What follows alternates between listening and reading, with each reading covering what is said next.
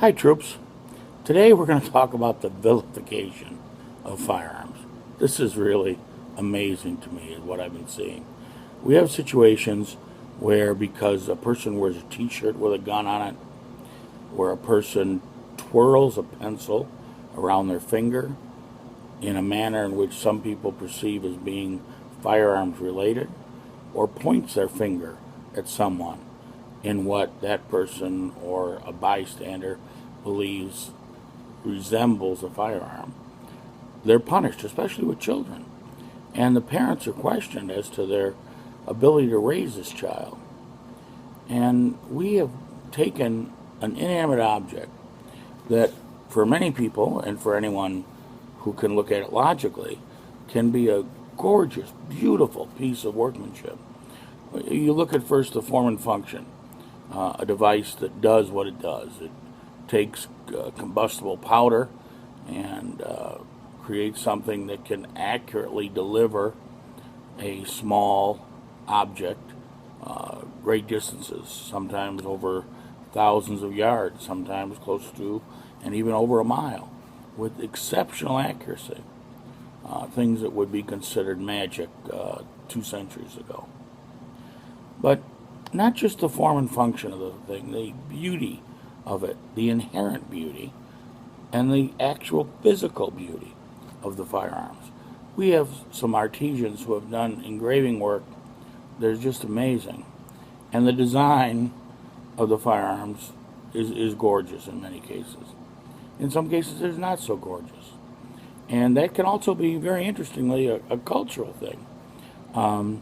The British Webley revolver is a good example, and the Mauser broom handle, which to most Western concepts, they are not attractive firearms. Not compared to a 1911, not compared to most of Browning's designs. Those tend to be more beautiful.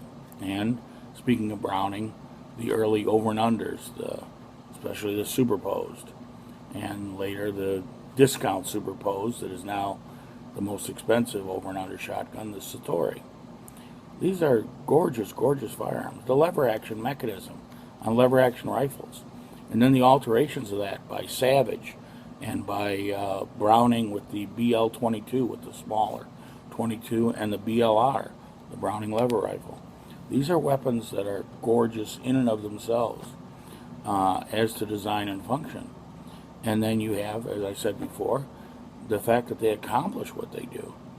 In many cases, the most beautiful rifles do some of the most amazing things. But we vilify an object. If we were to vilify knives, I have some beautiful Japanese kitchen knives, Santoku and similar knives. Some of them are made with Damascus or twist steel that is then hammered. They're just an absolutely gorgeous knife. And there are utility knives that are made in a similar manner that are gorgeous. And yet, we don't vilify knives, and they're every bit as dangerous. In fact, if you've ever seen a knife fight or a knife wounds or had to deal with that, there's nothing more horrible than things that are done with knives compared to firearms. Firearms tend to be fairly clean and efficient. They're not as evil in and of themselves when they're used improperly. But we vilify the knife. We do not vilify the knife. We vilify the firearm. And we have to find a way to stop that. Children have to be able to play out on the yard with toy guns again. We have to give this back to our youth, or we'll be losing our freedoms. Well, we'll see how this holds up. We'll see what it looks like, and maybe I'll edit it. Okay? Thank you. Thanks for listening, guys.